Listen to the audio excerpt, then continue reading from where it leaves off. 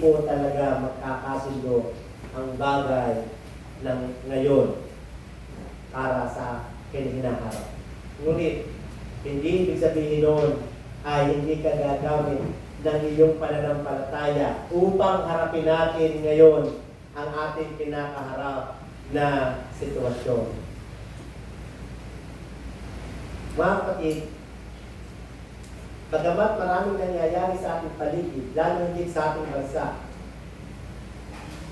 sa ating sa ating paggamit ng pananampalataya na ginawad sa atin ng Diyos, huwag kang tumigil na iyong ipahayag ang nais mong makita sa hinaharap. Always declare what you want to see in the future. We can do nothing about today. And we just have to depend totally on God. And even in the future, we just have to depend on God. But we must declare what we believe, what will happen, what we want to see in us in the future. Kaya kapatid, anuman ang ating kapaligiran ngayon, anuman ang ating sitwasyon ngayon, huwag kang tumigil at ideklara ng iyong buwan at ang iyong taon, ang iyong Marso ay nananatiling Charito. Amen. Despite of everything that we are into today, anuman ang ating nakikita problema sa paligid, kapatid, do not stop from declaring, my march is Charito. And it is not only our march which is Charito. I am assured that my 2020 remains Charito. Amen? Ay lahat ay tumayo. At we will continue to declare this 2020 declaration, despite that it seems to be an antagonistic or contrary to what is happening on what we see around us. Just to remind each and every one of us, believers live by faith and not by sight. Believers live by what is unseen and not on the natural. Kung kaya hindi tayo titigil na ideklara ang ating 2020 declaration, my year is assured in Christ because I am in Him and He with me. Because of His finished work on the cross and resurrection from the dead, I believe that I receive all what the Scripture says was for me and about me. For my life is Christ, and through Him I belong to God's family. And this I declare in Jesus' mighty name. Amen! Amen! Hallelujah. Praise the Lord. You may be now seated. Kapatid, sa nangyayari ngayon sa ating kapaligiran, sa buong mundo, lalo na sa atin ngayon, na ngayon pa lamang tayo nakasusubok o dumaranas na nadanasan ng ibang bansa kagaya ng China. Ang takot at ang pagkabalisa at ang pagdududa ang hindi natin maitatanggi na ang marami ay nagkaroon o naaapektuhan dahil sa hamong ito. Ang takot, ang pagdududa at ang pagkabalisa ay dulot ng bagay na tayo ay may insufficient. Bakit ka natatakot? Bakit takot na takot ang COVID, ang tao sa COVID, despite of the explanation of the government official that COVID is like this, that COVID is like this, but why it seems na pagka nakarinig ka ng COVID at maaaring nakakita ka ng isang infected with COVID, ay parang ayaw mo siyang makita talaga. Napagkatakot kang mahawa. Tama lang, protekta mo yung sarili. Pero bakit takot kang mahawaan? Kapatid, alam niyo ba pinagputalan nun? Kasi takot tayong mamatay. We don't want to die. Fear, dismay, and doubt is caused by having insufficient or wrong or no knowledge at all of things Kaya ka natatakot, kaya ka nagigimbal, kaya ka nagdududa sapagkat kulang ang iyong kaalaman. Mali ang iyong kaalaman o wala kang kaalaman sa bagay at ang taong iyon ay nagiging biktima ng bagay na hindi totoo dahil una, kulang ang kanyang kaalaman. Ikalawa, maaring mali ang kanyang kaalaman. Ikatlo, literally, wala siyang alam.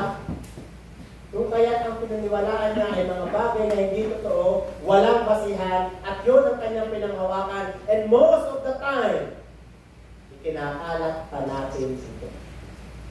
And this has prompted me to issue an advisory sa lahat sa atin, which I expect and I hope ay ating binasa. Hindi yung sin-zone lamang. Ika nga. I hope you read it word by word.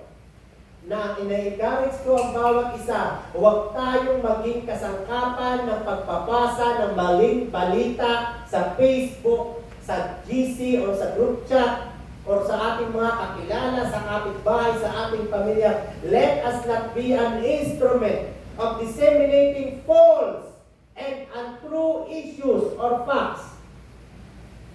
Kapagkat wala tayong naitudulot na magaling, kundi ang maglagay ng takot, pagkabimbal, pagdududa sa mga tao.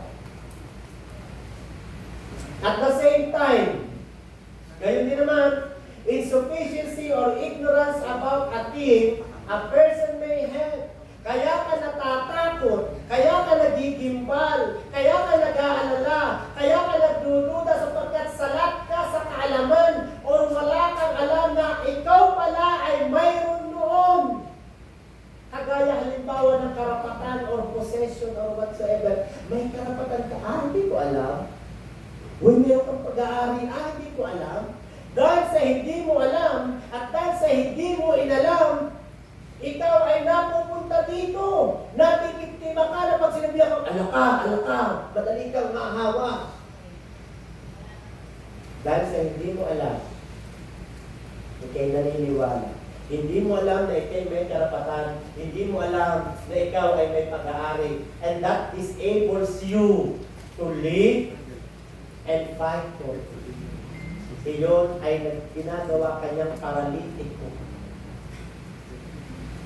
Na ikaw ay paglaban mo ang iyong karapatan, ipaglaban mo ang mayroon ka, and you will just live as if wala akong magagawa.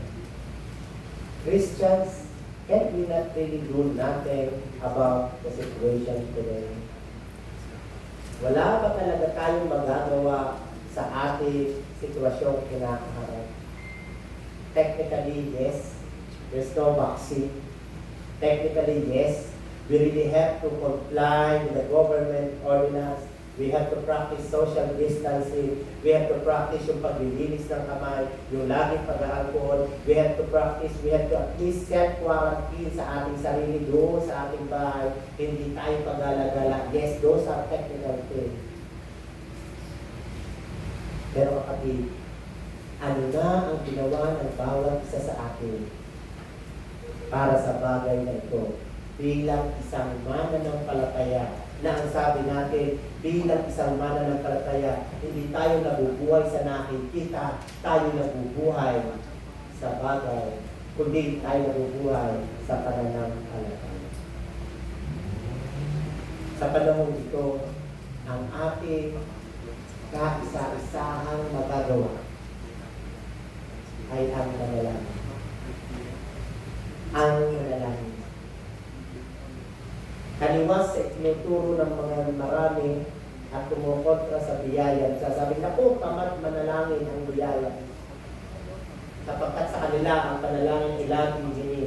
Sa mga hindi nasa biyaya, ang panalangin laging hini. Kaya akala nila nasa biyaya, hindi na nananalangin. Kapatid, hindi kaya't dahil ikaw ay nasa biyaya, mas marami kang bagay na pwedeng ipagpasalamat sa Diyos sa pamamagitan ng panalangin. Sapagkat sa biyaya nakikita mo ang kalingningan ng Diyos, nakikita mo ang kabutihan ng Diyos, nakikita mo ng higit at mas malalim ang pag-ibig ng Diyos, at ang mga bagay na iyong nakikita sa espiritual ay nag-uumakaw ng iyong kagalakan. Kung kaya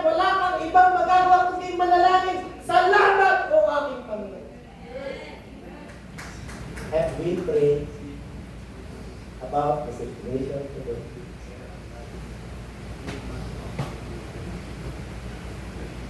Our prayer is not an ordinary prayer. Ang ating panalangin ay hindi dapat ordinaryong panalangin na dinadalangin din lang ng mga taong wala sa biyaya at mga taong walang Kristo sa kanilang buhay. Our prayer should be a prayer with assurance. Our prayer with assurance should be based para imatawag natin na prayer ng may kasiguraduhan. Ang ating panalangin ay dapat panalangin na base sa salita ng Diyos. Wala kang ibang ipapanalangin, kundi panalangin na nakasulat din lamang sa salita ng Diyos, sapagkat maya-maya malalaman natin bakit at ano ang kahalagahan ng bagay na ito. Kapatid, for there is no powerful than prayer that contains the very promises of the Word of God or very promises of God. Wala nang mas hihigit pa na sa panalangin or na panalangin, kundi maliban sa panalangin na ang laman ng panalangin ay ang mga pangako ng Diyos na nasulat sa Kanyang salita upang siya nating panghawakan at upang siya nating pamuhayan at upang siya nating panampalatayaan. Wala nang ibang higit pa sa panalangin na base sa salita ng Diyos. Ano ba ang sinasabi ng salita? Because His word itself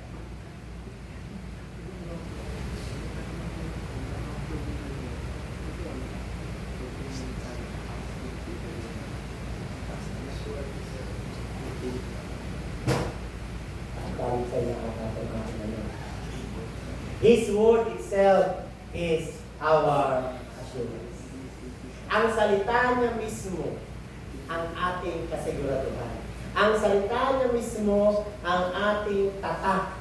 Ang salita niya mismo ang siya nating dinadala sa Diyos at pinapaalala, Aba, aking Ama, nais kong ipaalala sa iyo, ito ang sabi mo sa iyong salita. At ang sabi ng Ama, Aba, hindi ko nakakalimutan yan. At ako dahil ako'y tapat, gagawin ko yan sa iyo. Our prayer should be based on the Word of God. For because, again, nothing is more powerful than prayer that contains His very own promises. Walang panalangin na mas higit pa na sa panalangin base sa Kanyang salita. Ikaw ay assured sa panalangin na base sa Kanyang salita. Bakit? Una, kapatid, ang Kanyang salita ay hindi nagbabago. His word never changes and never will change. Ang Kanyang salita ay hindi nagbabago at hindi maaaring magbago. Bakit? Sapagkat ang Kanyang salita ay eternal.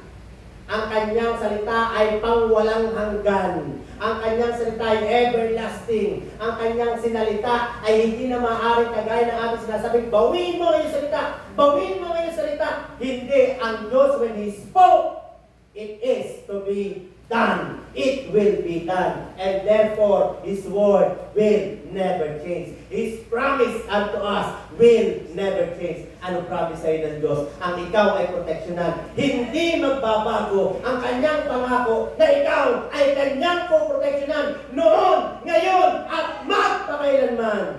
Because that is based on His very word.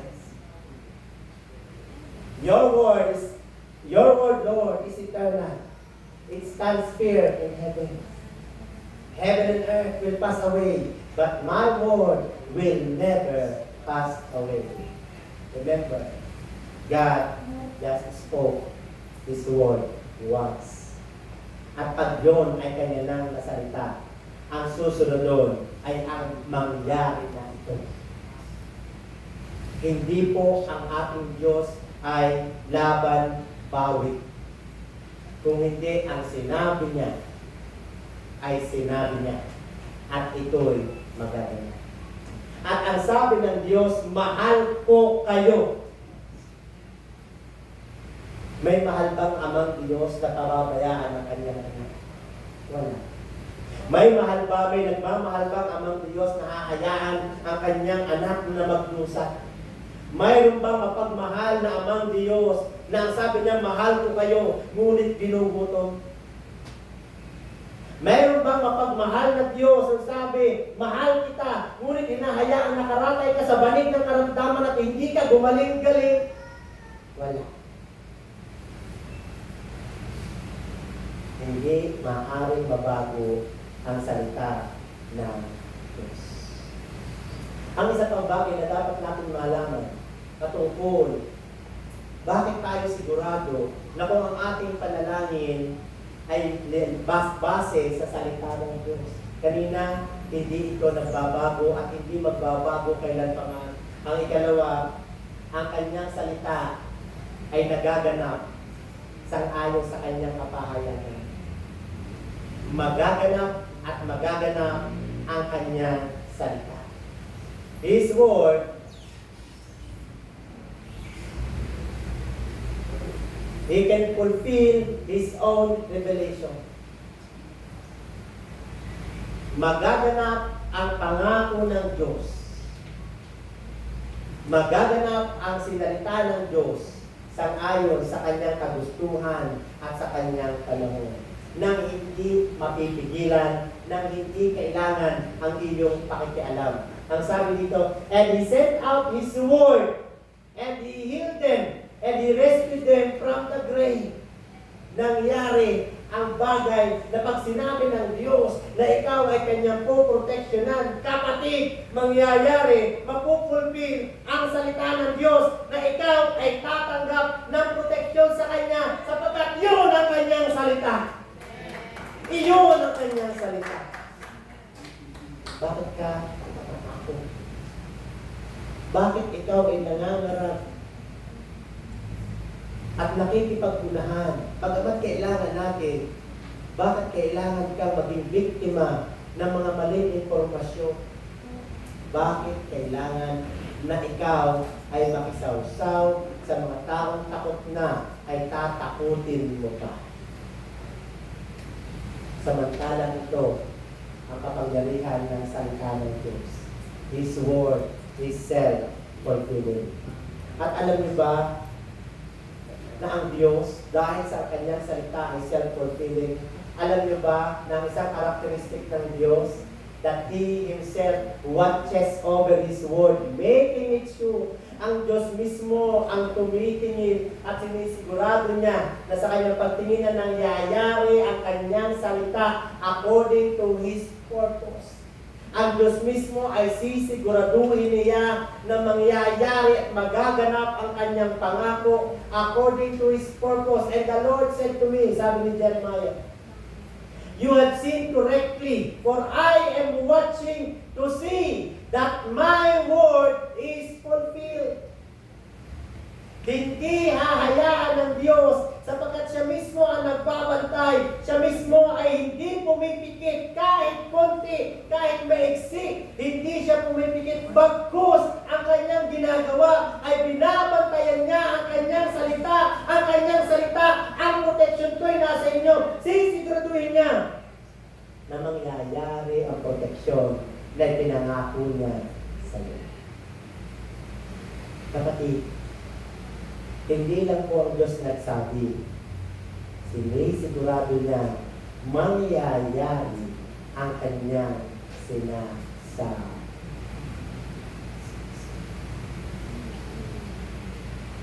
Anong kapangyarihan ng salita? Naalala niyo ba ang kwento no great catch of fish ni Pedro? The great catch of fish is this, at Luke 5. Dumaan ang Panginoong Jesus doon sa kapihan ng ilog at nandun namamangka, nangingisda sila Pedro. And when he had stopped speaking, nung siya tumigil, nakita niya sila Pedro, ano sabi niya? He said to Simon, launch out into the deep and let down your nets for a catch. Ihulog nyo ang inyong lambat at na kayo ay makakuha o makahuli ng isda. Ano sabi ni Pedro? But Simon answered and said to him, Master, abay maghapot magdamag kami na andito at nanghuhuli. Nakababa ang aming lambat, kaya nga ako nakaangat na ngayon sapagkat kami ay pauwi na. Ang sabi niya, we had toiled all night and caught nothing at wala kaming nakita. Wala kaming nahuli. Nevertheless, gayon pa man, your word, dahil sa inutos mo, dahil sa iyong salita, ibababa namin ang lambat. Nakita ko ba natin ang misteryo dito? At ito makikita natin paano at gaano makapangyarihan ang salita ng Diyos kung ito ay iyong panghahawakan. Kapatid, who is more experienced in catching fish? Sino po ang mas may karanasan sa paghuli ng isda? Kung sakaling ang Panginoon ay minsan namingwit, pamimingwit lang yun. Pero ang tunay na mangingisda, sa pagiging mangingisda, who has the experience in catching fish? I think it is Simon. It is clearly written. Simon, because he was a fisherman, he has knowledge or natural knowledge about fishing. Dahil siya mangingisda, ang kaalaman niya, may natural siyang kaalaman. Malawak ang kanyang natural na kaalaman sa pangingisda, sapagkat iyon ang kanyang trabaho.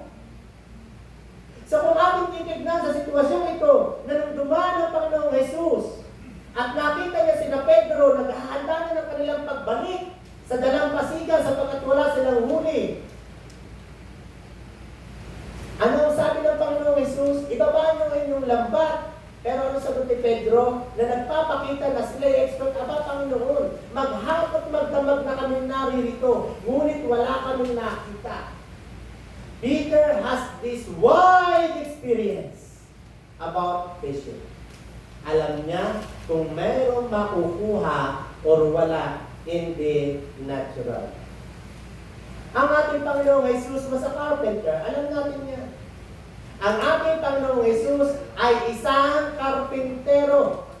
At alam na alam natin, ang karpintero ay walang kaalaman sa maramihang pangingisda. Maaaring marunong mamingwit, pero hindi ang mangisda. And Jesus, our Lord, was a carpenter that time. Yet, He said, ngunit itong karpintero ito ay nagutos sa isang magaling na mangingisda. Itong walang experience na mangisda ay nagutos sa isang magaling na mangingisda at alam kung kailan may isda. Ang sabi niya, ibaba mo, ibaksak mo ang iyong lambat. Dahil experience, ang walang eksperyensya, ang walang karanasan ay nagutos sa may eksperyensya. At sino ang sumunod? Ang may eksperyensya ay sumunod sa walang eksperyensya. Bakit? Because of Christ's word. But because you have said it, I will lay down the net. But because of your word, because of your instruction, I will lay down the net. Hindi po nangatwiran pa si Pedro. Sinabi lang niya sa Panginoong Jesus ang kanyang experience. Panginoon, maghapot magdamag kami maghapot magdamag kami na nangisda. Wala kaming nahuli. Sinabi lang niya yung kanyang karanasan. Pero nevertheless, Panginoon, kahit wala kaming nahuli na maghapot magdamag, ngunit dahil sa sinabi mo, kami ay susunod. Peter did not depend on his experience. Peter did not depend on his natural knowledge. Peter did not depend on his expertise. Peter just depend on the power of Christ's word. Because God's word is self-fulfilling. Mangyayari at mangyayari ang salita ng Diyos. Kapatid, sa ating pananalangin, lalo sa kapanahunan ngayon, kagaya ni Pedro, maganda ay ipresenta mo sa Diyos ang iyong samot dalangin sang-ayon sa kanyang salita. Ano ang sinabi ng salita ng Diyos para sa iyo? At iyon ang idulog mo sa Diyos at ipaalala mo sa Kanya. Sabihin, hindi sa siya nakakalimot, kung hindi nais ng Diyos na makita, alam kaya ng anak kong ito na meron siyang ganong karapatan. Pagkat ang nais ng Ama, ikaw ay lumako. Ang nais ng Ama, huwag kang malugi. Sapagkat ang marami kang hindi alam sa kapakinabangan mo sa tinapos na gawa ng ating Panginoong Hesus sa krus ng Kalbaryo at sa kanyang muling pagkabuhay sa mga patay at siya umakyat sa langit at ngayon ay nasa kanang trono ng Diyos. Lugi ka. Lugi ka, mga kapatid. Sa ating panalangin, ipresenta mo ang iyong kaso base sa salita ng Diyos. Ano ba ang sinasabi ng salita ng Diyos, mga kapatid? Ano ba ang sinasabi ng salita sa Filipos 4:8? Ang sabi dito, don't be anxious for nothing, but in everything by prayer and supplication with thanksgiving, let your request be made known to God, and the peace of God, which surpasses all understanding, will guard your heart and mind through Christ Jesus. With your permission, allow me to read it in Tagalog. Basahin natin ng mabuti kung ano ang sinasabi ng Filipos 4:6-7. At ito, alam ko, maaaring makasandaan nyo ng narinig, maaaring makasanlibo nyo ng nabasa, maaaring ilang beses at maraming beses nang napagkwentuhan. Ngunit ipinaalala muli sa atin ngayon ng Diyos ano ang sinasabi ng kanyang salita dito sa Filipos 4:6-7. Huwag kayong mabalisa, huwag kayong mabalisa. Inuulit ko, huwag kayong mabalisa. Isa pa, huwag kayong mabalisa. Isa pa, huwag kayong mabalisa. Huwag kayong mabalisa sa anumang bagay, kundi sa lahat ng mga bagay. Sa pamamagitan ng panalangin at pagsamo na may pagpapasalamat, ay ipaalam ninyo ang inyong mga kahilingan sa Diyos. At ang kapayapaan ng Diyos na hindi maaabot ng pag-iisip, ang mag-iingat ng inyong mga puso at mga pag-iisip kay Kristo Jesus. Kapatid, inuulit natin, huwag kang mabalisa sa lahat ng bagay, bagkus sa lahat ng bagay, sa pamamagitan ng panalangin at pagsamo, ng may pasasalamat, ipresenta mo ang ninanais mo sa Diyos. Hindi ang unang requirement, ang sinabi ng salita ay hindi pray and do prayer and supplication with thanksgiving. Ang inuna niya na sa pagpresenta mo ng kaso mo sa Kanya, sa iyong panalangin, ay huwag kang mabalisa. Anong magagawa ng isang panalangin puno ng kabalisaan? Puno ng pagdududa, puno ng takot. Kapatid, sa ating panalangin ay mahalaga ang katiyakan nito sa iyo, na alam mo na pinakikinggan ka ng Diyos sa iyong samo at tutulungan ka. Take note of this. Why do you think na ang sabi ng salita, by prayer sa pamamagitan ng panalangin at pagsamo, pwede naman mag-end. And this is a good revelation that God has given unto us today. Pero hindi siya tumigil na sa panalangin lamang at pagsamo. Ang sabi niya na may pasasalamat. Ano ba ang ibig sabihin ng may pasasalamat? Pastor Marie, salamat sa mais. Natatanggapin ko. Ano ang ibig sabihin pag sinabi mong salamat? Ang ibig sabihin, tumanggap ka na. Ang pasasalamat ay tatak ng pagtanggap. Ang pasasalamat ay tatak na tinanggap at pinakinggan ka ng Diyos. Ang pasasalamat ay tatak na tinanggap mo na ang katugunan ng Diyos sa iyong panalangin at sa iyong pagsamo. Kapatid, in every prayer, in every supplication, see to it that it is coupled with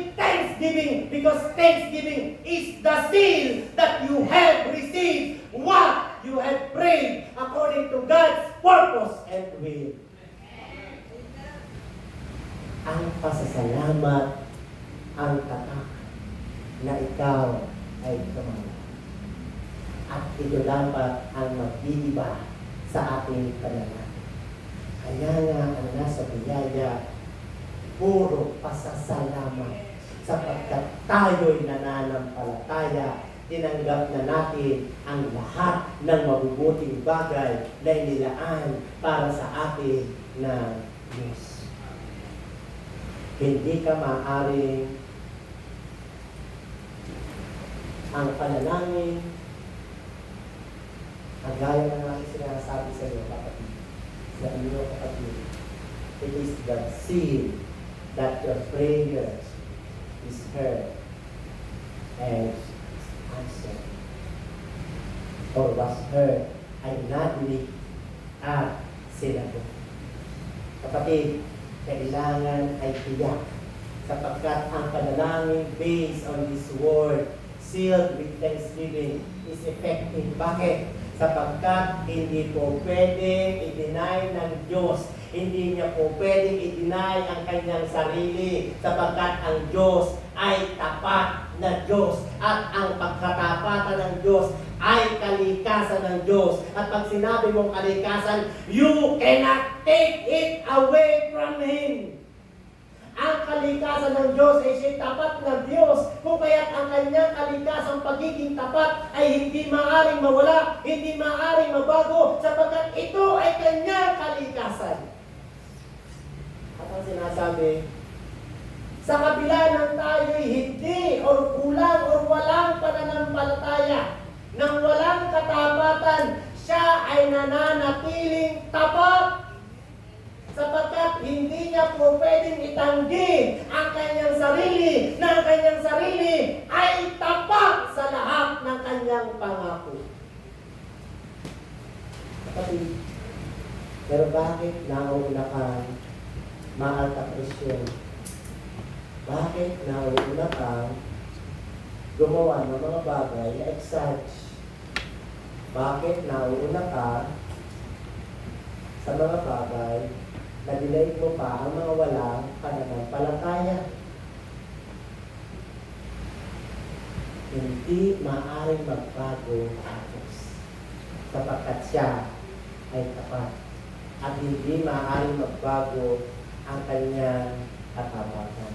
Kapatid, sa ating panalangin, because His nature is being faithful, He is in His word, He is faithful. Pag sinabi mong kalikasan niya ang mabait, sa kanyang ginagawa, siya'y mabait. Tama? Ganon din ang Diyos. Pag sinabi mong ang kanyang kalikasan ay tapat, ang Diyos ay tapat sa lahat ng kanyang gawa. Sapagkat kalikasan nga niya ang tapat, ang katapatan, kung kaya't sa lahat ng kanyang gawa, na doon makikita mo ang kanyang katapatan. Ang sabi sa Psalms, for the word of the Lord is right and true. He is faithful in all He does. Tapat ang Diyos sa lahat ng kanyang gawa. Ano pa po ang sabi? Hindi niya po pwedeng baguhin ang kanyang sarili, ang kanyang isip. No, hindi rin siya pwedeng magsinungaling. Kapatid, ang pinakikita ko sa inyo ngayon, bakit kailangan tayo sa ating panalangin ay base sa salita ng Diyos, sapagkat hindi maaaring magbago ang isip ng Diyos. Sinabi niya, anak, mahal kita, anak ko, proteksyonan kita, anak, sa bawat lagtig kong tinanggap ng aking buktong na anak, si Jesus. Ikaw ay gumaling, ang lahat ng sakit ay kasama sa kanyang pinagdusahan. Hindi niya pwedeng gawin, except COVID-19. Hindi kasama yun. Tama na kayo kapatid. He cannot change His mind. Nor can lie. Nasabi ko ba yun? Nasabi ko ba yun? Hindi po ganun ang Diyos. Ano sabi? For God is not human. Hindi tao ang Diyos na siya'y magsisinungaling. Hindi siya tao, hindi siya human being na siya'y magbabago ng kanyang isip. Does He speak and then not act? Siya ba'y nagsasalita tapos hindi kikilos? Siya ba'y nagsasabi lamang tapos wala namang gawa? When God speaks, He acts! So when God said, I love you, anong ginawa niya? Pinadala niya ang kanyang buktong na anak at hinayaang mamatay sa krus ng Kalbaryo upang patunayan ang kanyang hindi masukat na pagmamahal sa sangkatauhan. When God speaks, He acts. And God, the Lord God has spoken that I will be your protector.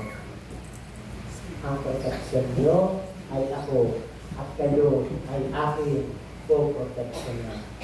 Siya ba'y nangangako at hindi niya tutupakin ang pangako? Siya ba, ang Diyos ba ay nangangako at hindi tutupakin ang pangako? Hindi! Ang sinasabi dito, sapagkat ang Diyos ay hindi tao. In short, ang Diyos pag nangako, sisiguraduhin niya na ito ay magaganap sapagkat siya na nangako ay tapat. Si Joshua, sa kanyang patotoo, sa Deuteronomy, sabi niya? Whatever promise, it will come into pass. Ano sabi ni Joshua? Now, I am about to go away of all the earth. Ako'y mamalapit na mamatay, sabi niya sa mga Israelita. You know with all your heart, alam niyo na yung buong puso't kaluluwa, na ni isa sa mga magandang pangako ng Diyos ay hindi natupad. Ay pumalya. Ni isa sa mga magagandang pangako ng Diyos ay pumalya o walang hindi natupad. Every promise, ang bawat pangako ng Diyos ay naganap. Ang bawat pangako ng Diyos ay natupad. Ni isa, walang hindi naganap. Kapatid, if God had done it to the Israelites, dahil sa ating relasyon kay Kristo, ikaw ay spiritually Israelites. Kung siya'y naging tapat sa mga hinigo ay Israelita, hindi kaya dahil sa kay Kristo na kung kanino tayo makipag-isa, ikaw, siya ay magiging tapat din sa atin. Ano ang sinasabi ng salita? Na ang sabi niya, ang bawat pangako ay magaganap at walang pangako ang hindi magaganap. Ano ba ang sinasabi kapatid sa Isaiah 41:10? And this is what? Ito kapatid ang nais kong ating yakapin, ating panampalatayaan ang sabi, so do not fear for I am with you. Ano sabi? Do not fear. Kagaya kanina sa Pilipos, anong sabi? Tapos sinabi yung by prayer and supplication with thanksgiving. Ang sabi mo na, do not be anxious. Ang sabi dito sa Isaiah, do not fear for I am with you. Do not be dismayed for I am your God. I will strengthen you and help you. I will uphold you with my righteous right hand. Kapatid, kanina, be anxious for nothing. Dito, anong una? Fear not. Huwag kang matakot. Siguraduhin mo kapatid, na ang ginagawa mong iyan ay pag-iingat dahil sa dapat tayo mag-ingat. Hindi dahil sa ikaw ay takot na takot. Ang aking ibinabahagi, being prudent, ang pagkapasa, ginamit po natin sa term prudent, that is cautiousness, pagiging maingat. Being prudent without the fact of reason is foolishness. Naniniwala ba kayo? Ang pag-iingat na wala namang dahilan ay foolishness. Ang pag-iingat ay dapat may dahilan. Bakit ka nagsusuot ng face mask? Bakit ka kailangan maghugas ng kamay? Bakit kailangan natin i-practice muna ang social distancing? Because it is all with facts. Sapagkat ang pagkahawa ng sakit na iyan ay sa pamamagitan ng kamay, ng pagbebeso-beso, paghawak sa mukha. at iba pang mga pamamaraan. Yun po ang sinasabi ko, mag-ingat ka. Kung ito, gawin mo ang pag-iingat, kung ito ay kaakibat ng isang dahilan. Pero kung ikay nag-iingat ng walang dahilan, may problema ka. May problema ka, kapatid. Fear not, ang